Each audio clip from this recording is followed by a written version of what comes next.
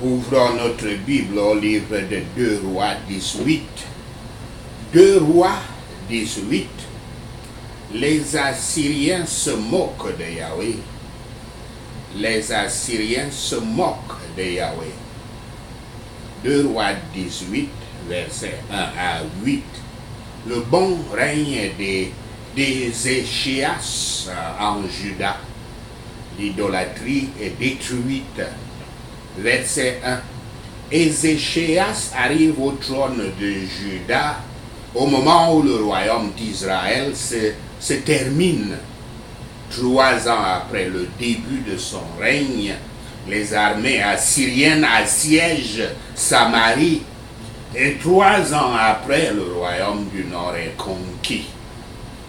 Le sort triste du royaume du Nord est une leçon précieuse pour Ézéchias. Il voit de première main ce qui arrive lorsque les hommes de Dieu, les hommes de Yahweh, rejettent leur Dieu. Versets 3 à 8. La passion et l'énergie unique des Échéas sont encore plus remarquables compte tenu du fait que son père, Ahaz, était l'un des pires rois à avoir régné sur Juda, tout comme son homonyme a été le pire des rois, les rois maléfiques, méchants à avoir régné sur Israël, le royaume du Nord. Nous voyons pour Ahaz, le mauvais roi de Juda, dans 2 Rois 16, versets 10 à 20. Ézéchias était un véritable fils de David. D'autres avaient fait ce qui était juste, mais pas comme David. Ne supposons pas que lorsque les temps et les hommes sont mauvais, ils doivent de plus en plus être pis.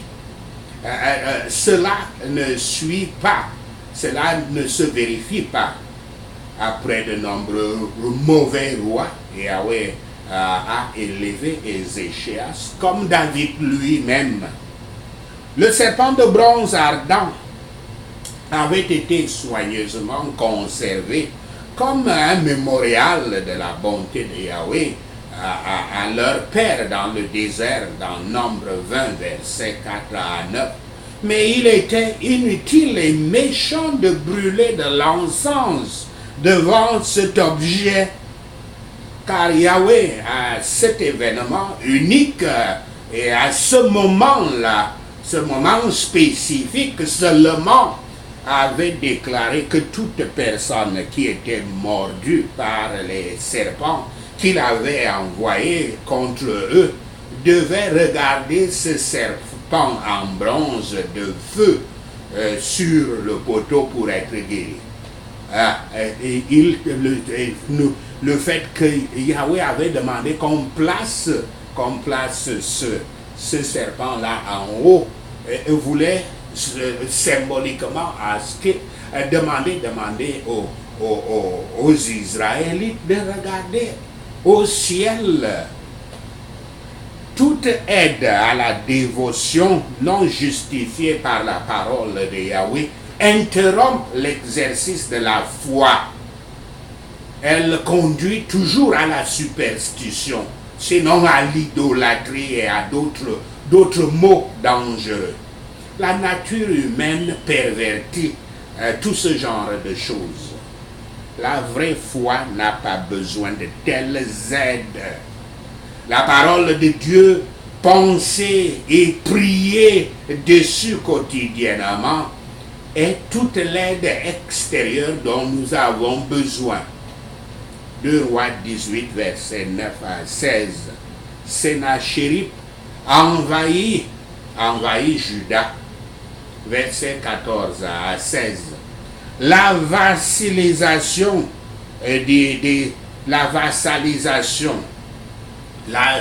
la soumission des Échéas à la Syrie révèle un manque de confiance de sa part. Il pense qu'il est plus sage de rembourser, de payer de payer tribut au roi assyrien et de devenir son sujet, et qu'il ne faut pas faire confiance à Yahweh pour défendre Juda contre le puissant roi. Ézéchias espère que cette politique d'apaisement assurera la paix à Juda. Il a tort. Et sa politique ne fait qu'appauvrir Juda et le temple et rend le roi d'Assyrie plus durable, plus orgueilleux que jamais contre Juda. Restons vigilants lorsque l'ennemi nous harcèle afin que nous ne tombions pas dans le piège de la peur et ne croyons que notre propre intelligence nous sauverait, ce qui est faux.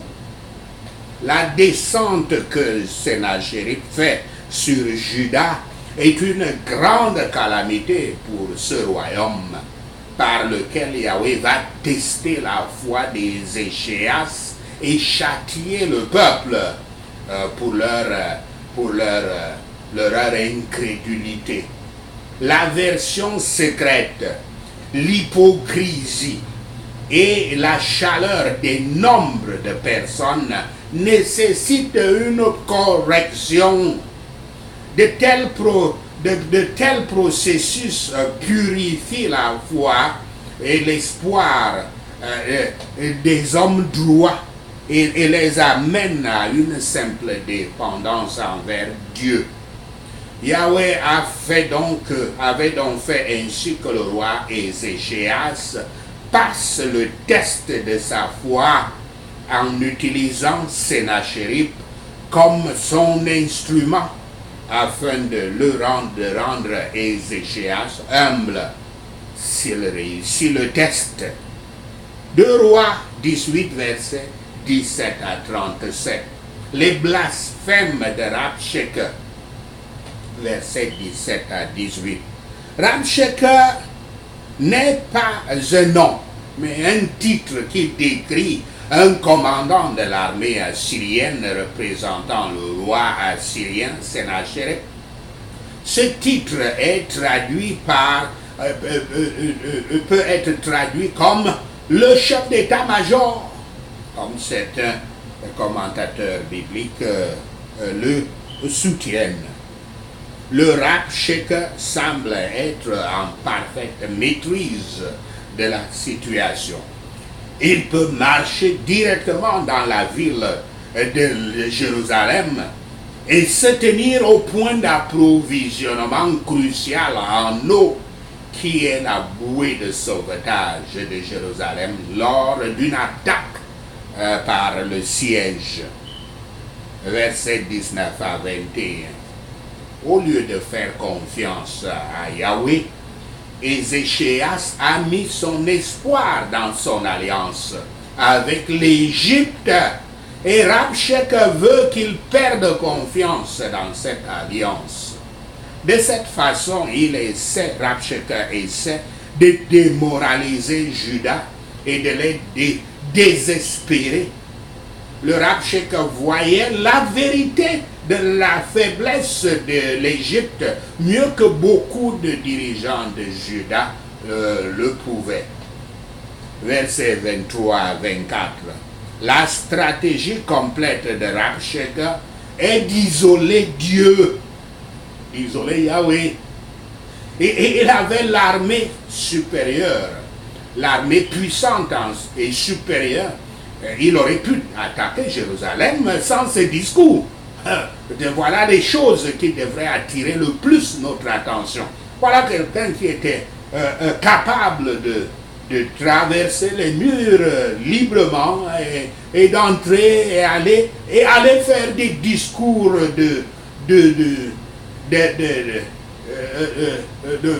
pour effrayer les habitants de Jérusalem. Mais le Rabshakeh préfère que Juda tombe dans la peur, le découragement ou le désespoir. Son message de base est ceci à peu près. Nous pourrions vous battre d'une main attachée à nos dos nous pouvons vous battre même si on attachait une main sur nos dos. Verset 25. Le coup le plus bas de Rabshakeh est spirituel, quand il affirme que le Dieu des Échéas, Yahweh, est du côté de la Syrie. Puisque à cette époque, la faveur d'un Dieu était souvent mesurée par le succès d'une armée, il aurait été facile pour Ézéchias et ses hommes de croire cela. Après tout, les Assyriens n'avaient-ils pas réussi ils n'avaient pas réussi à battre et n'avaient-ils pas réussi à annihiler les armées les plus puissantes. Verset 28 à 34. Ce discours est destiné à glorifier l'ennemi face au peuple de Yahweh, à faire en sorte que le peuple de Yahweh doute de leurs dirigeants et de construire la peur et l'incrédulité dans le peuple de Yahweh et afin de rendre sa solution attrayante, la solution de Rabshakeh. Il se réfère aux politiques de nettoyage ethnique et de réinstallation forcée pratiquées par les Assyriens. Quand ils conquièrent un peuple, ils déplacent ce peuple par la force à des endroits très éloignés afin de garder, de faire que leur esprit soit brisé, leur esprit national soit brisé et leur pouvoir soit affaibli. D'une autre manière, comme en Israël, ils allaient prendre d'autres peuples qu'ils avaient conquis ailleurs, dans des milliers de kilomètres, et puis les ramener, et puis les installer dans la terre comme la terre d'Israël.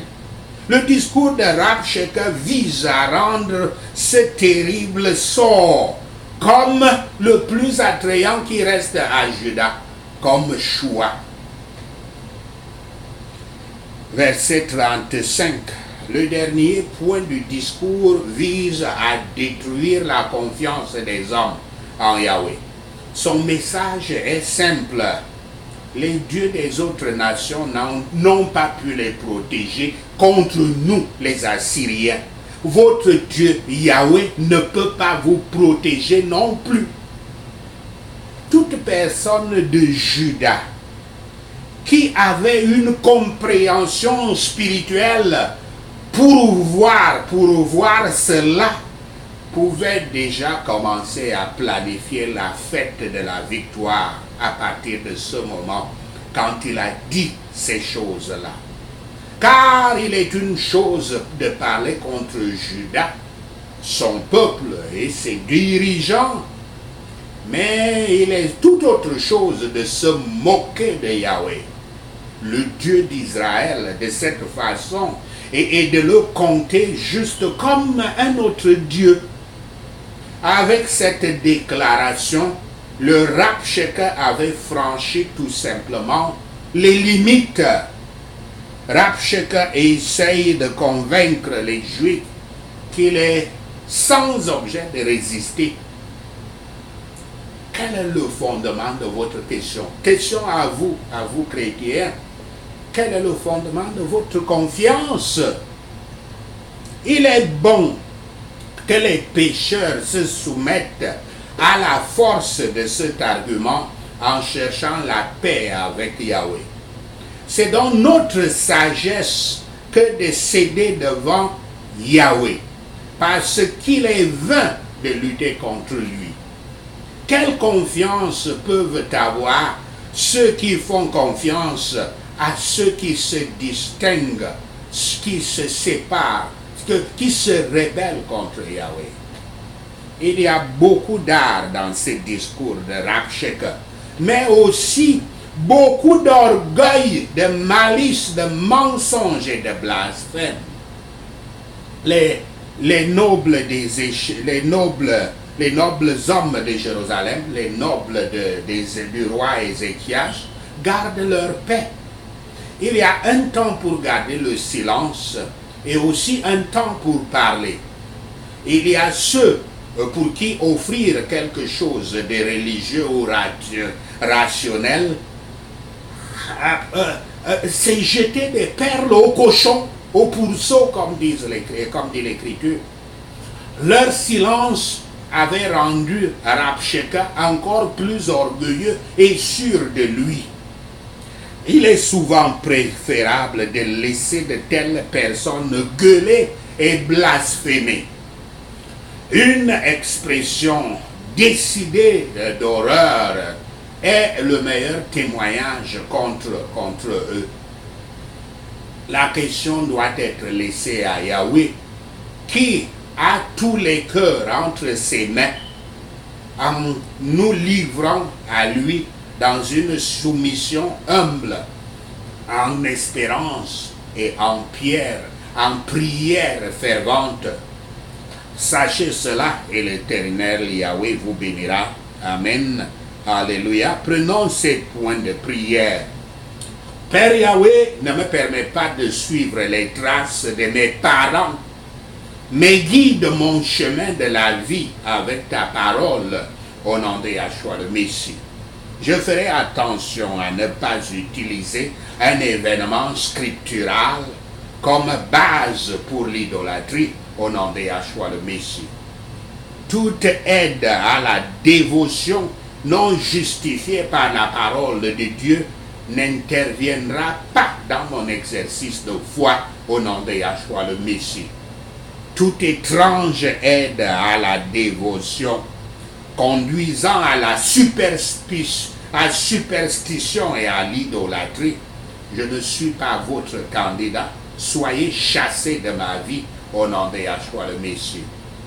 La parole de Dieu, la pensée et la prière quotidienne sur la parole de Dieu sont la seule aide extérieure dont j'ai besoin au nom de Yahshua le Messie. Je ne rendrai pas d'hommage, je ne paierai pas de tribut et je ne me livrerai à aucun homme, car Yahweh est mon seul roi au nom de Yahshua le Messie. En période de détresse, je ne chercherai pas à trouver des solutions d'apaisement avec mon ennemi. Je me fierai à Yahweh pour les solutions au nom de Yahshua le Messie.